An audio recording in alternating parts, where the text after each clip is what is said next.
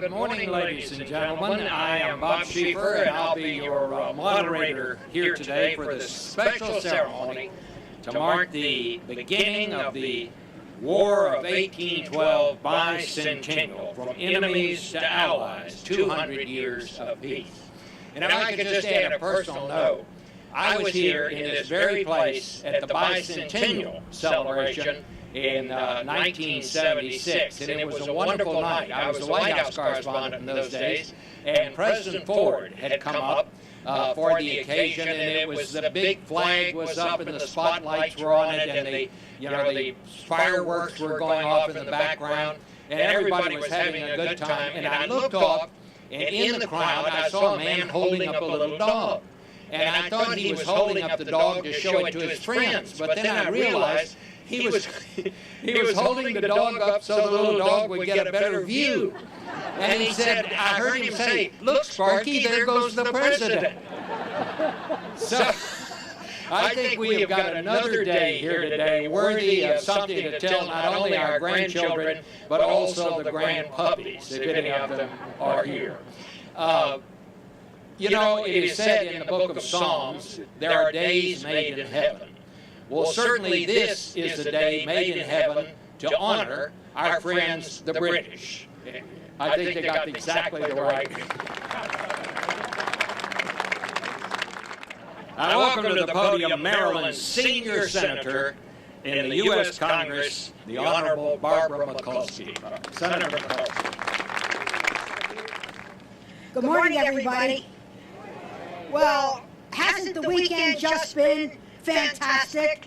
The great weather, the great crowds, great participation commemorating the War of 1812. I want to welcome our distinguished ambassadors from Britain and Canada, Ambassador Westmacott, Ambassador Dewar, of course our great Secretary of the Navy, Ray Mabus, our Fort McHenry Superintendent, Tina Orcutt, the Maryland congressional delegations here, the mayor, Stephanie Rollins-Blake, is here, and she's been everywhere over the weekend, and I know that Governor O'Malley, I believe, will be coming shortly.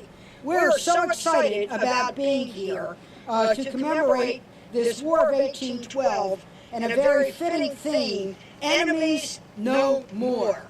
Some call the War of 1812 a forgotten war, but I believe it was the war that forged our nation, because as the United States entered the war, it was a loose collection of states, but when we emerged, we were on the path to becoming a truly great, great nation.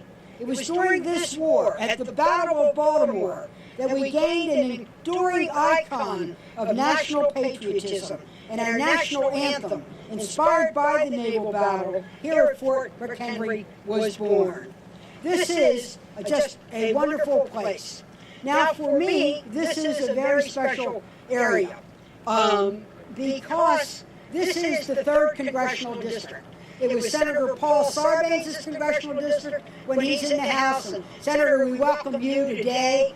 It was my seat when I was in the House of Representatives. Ben Cardin, who was the 3rd Congressional here, and now John Sarbanes. So if you're a member of the 3rd Congressional District, this is your congressional district. We passed the baton and we passed the fort. The story of Fort McHenry and the Battle of 1812 and the battles of 13, 14, and 15 that had been fought in our country are well known and well told. You'll hear them, you've heard them all weekend, and you will continue to hear them.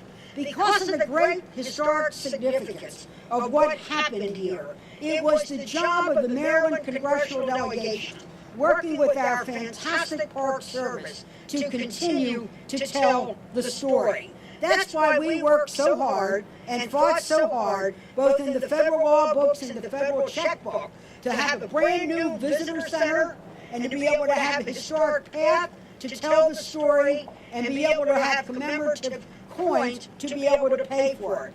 I want to salute specifically Senator Paul Sarbanes, who initiated this in the Senate, and I was his able ally. At that time, Congressman Ben Cardin was in the House, where we worked together along with Elijah Cummings, who helped put legislation there, to come up with a $14 million state-of-the-art visitor center to tell the story not only for this commemoration, but for generations to come, so they would know what happened here, why it happened, and how it led on.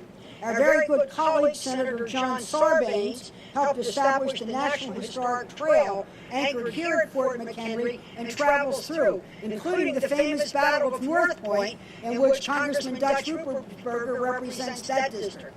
And it was there that we, McComas and Wells, helped turn the tide.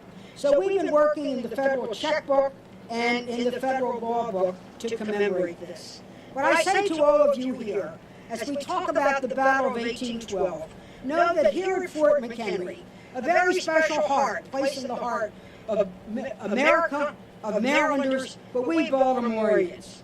Because here at Fort, history was made, but history was observed. For one group of Americans, when you came up the port, when you came up the Chesapeake Bay and made a port turn to come in, you saw the Statue of Liberty, you saw the Great Flag.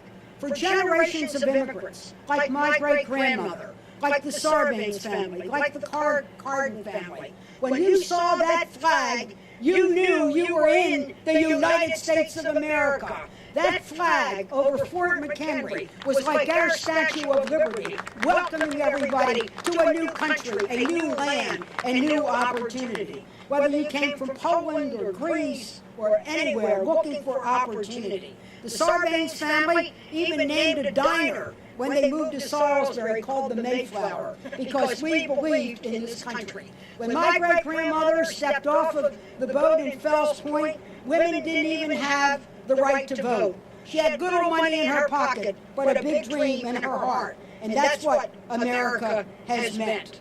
And then there were others that sailed up and came by.